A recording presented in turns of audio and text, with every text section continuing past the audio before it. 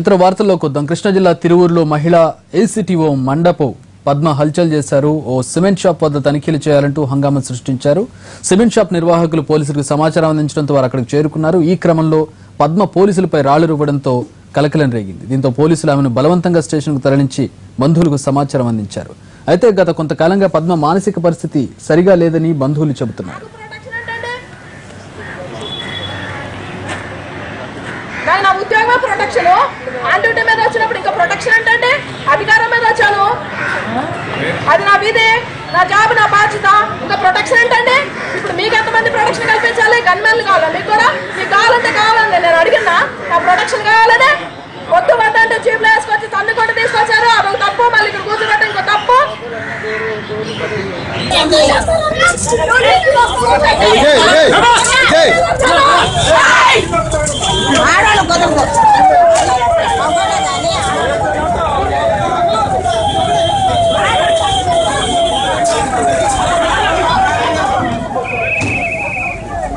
AP సచివాలయం హైదరాబాద్ నుండి అమరావతికి తరలిన సందర్భంగా హైదరాబాద్ నుండి సైకిల్ పై అమరావతి చేరుకుని పలువురిలో స్ఫూర్తి నింపారు పద్మ.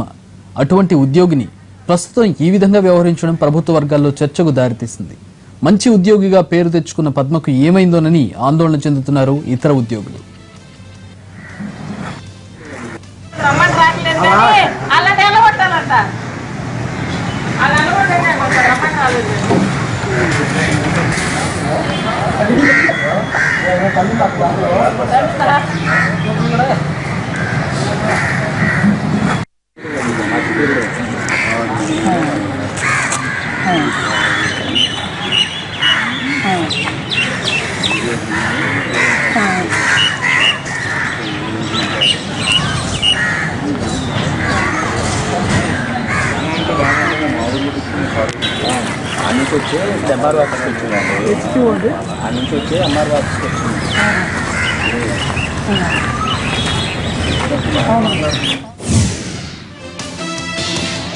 జగన్ బెయిల్ రద్దు చేయాలంటూ సిబిఐ వేసిన పిటిషన్ పై జగన్ తరపు లాయర్ కౌంటర్ దాఖలు చేశారు. ఇంటర్వ్యూలో రమాకాంత్ రెడ్డి ప్రస్తావించిన అంశాలతో తనకు ఎలాంటి సంబంధం లేదన్నారు జగన్.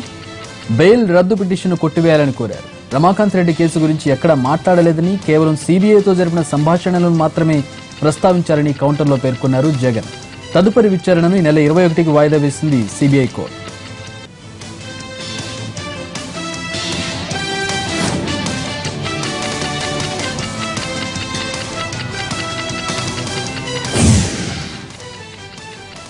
ఢిల్లీ టూర్లో ఉన్న జగన్ ములాయం సింగ్ ను కలిశారు. ఫిరాయింపుల అంశంపై ఆయనతో ప్రత్యేకంగా భేటీ అయ్యారు. ఈ భేటీలో ఏపీలో జరిగిన తాజా పరిణామాలను ఆయన దృష్టికి తీసుకొచ్చారు వైసీపీ అధినేత. పార్టీ ఫిరాయింపుల అంశాన్ని జాతీయ స్థాయిలో ఎండగట్టేందుకు ప్రయత్నిస్తున్న జగన్ ఆ క్రమంలో పలువురు జాతీయ నేతలను కలుస్తున్నారు. ఈ మధ్యాహ్నం అరుణ్ జైట్లీతోనూ, సాయంత్రం సిపిఐ, సిపిఎం జాతీయ ప్రధాన కార్యదర్శుల్ని కలుస్తారు జగన్.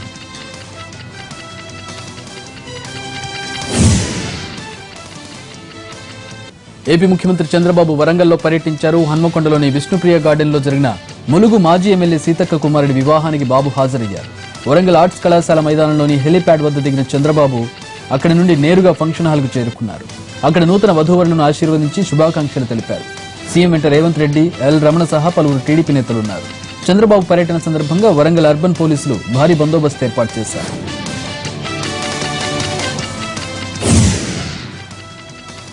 ఏపీ ఐటీ, పంచాయతీరాజ్, గ్రామీణాభివృద్ధి మంత్రిగా నారా లోకేష్ బాధ్యతలు స్వీకరించారు. సచివాలయం 5వ బ్లాక్లో ఫస్ట్ ఫ్లోర్లో ఉన్న ఛాంబర్లో ప్రత్యేక పూజలు నిర్వహించిన అనంతరం బాధ్యతలు చేపట్టారు. పలువురు మంత్రులు, నేతలు లోకేష్ కు శుభాకాంక్షలు తెలిపారు. టీటీడీ నుంచి జేఈఓ శ్రీనివాసరాజు ప్రసాదం అందజేశారు. 3 ఫైళ్లపై లోకేష్ సంతకాలు చేశారు.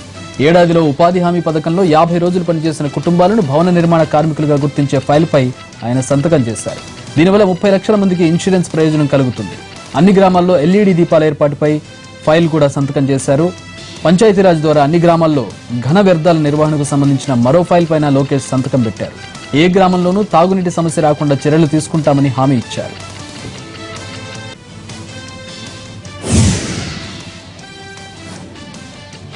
శాఖ తీసుకోదని, ఎందుకంటే చాలా కష్టాలు ఉంటాయి, అంత తేలిక గౌదో. మన రాష్ట్రంలో ఏం లేదు. మీరు అమరావతి చూస్తే ఇప్పుడంతా పొలాలే, చుట్టుపక్కల సమస్యలు చాలా ఉన్నా. నా ఒకటే లక్ష్యం, యావత్ భారతదేశంలో కాదు ప్రపంచంలో ఐటీ వాళ్ళు ఎవరిని ఉంటే వాళ్ళందరూ ఆంధ్ర వాళ్ళే. అమెరికాకి వెళ్ళండి, ఆస్ట్రేలియాకి వెళ్ళండి, యూరోప్కి వెళ్ళండి, ఎక్కడికి వెళ్ళినా ఐటీ వాళ్ళే. స్మాల్ మీడియం ఎంటర్ప్రైజెస్ కూడా అంతా ఆంధ్రలో నడిపిస్తున్నారు. హైదరాబాద్లో కూడా మెజారిటీ ఐటీ కంపెనీలు ఆంధ్రలో నడిపిస్తున్నారు. దాంట్లో భాగంగా ఒక ఛాలెంజ్గా తీసుకుని ఐటీ శాఖని అదేవిధంగా ఎలక్ట్రానిక్ మ్యానుఫ్యాక్చరింగ్ కూడా నాకు బాధ్యత ఇచ్చారు అధ్యక్షుడు ముఖ్యమంత్రి గారు. దాంట్లో భాగంగా అది కూడా ఆ శాఖను కూడా నేను పునరుద్ధరించి ఆల్రెడీ చాలా బాగా చేశారు. ఎందుకంటే ఏమి లేని దగ్గర నుంచి మనం ప్రారంభిస్తున్నాం. కొన్ని ఇబ్బందులు ఎదుర్కొన్న పక్కన పల్లె రఘునాథ్ రెడ్డి గారు కూడా చాలా కష్టపడ్డారు, చాలా ప్రయత్నించారు. దాంట్లో కొన్ని ఫలితాలు కూడా వచ్చినాయి. ఎవరు ఊహించిన విధంగా వైజాగ్లో ఈరోజు ఫైనాన్షియల్ టెక్నాలజీ క్యాపిటల్గా మనం ఏర్పాటు చేస్తుంది. భారీ ఎత్తున ఐటీలో అదేవిధంగా ఎలక్ట్రానిక్ మ్యానుఫ్యాక్చరింగ్లో రాబోయే 2 సంవత్సరాలు చాలా అద్భుతమైన అవకాశాలు ఉంటాయి. ఉద్యోగాలు కూడా ఇప్పించే బాధ్యత ప్రభుత్వం తీసుకుని నాకు ఎలాంటి సందేహం లేదు దాంట్లో. ఎందుకంటే మనకి 2 అడ్వాంటేజెస్ ఉంది. ఒకటి, తెలివైన ఆంధ్రోలు ఉన్నారు, కష్టపడే ఆంధ్రోలు ఉన్నారు. రెండోది, మనకి బ్రాండ్ అంబాసిడర్ చంద్రబాబు నాయుడు గారు ఉన్నారు. సో ఎవరు అవసరం లేదు, ఆయన ఒక్కరుంటే చాలు.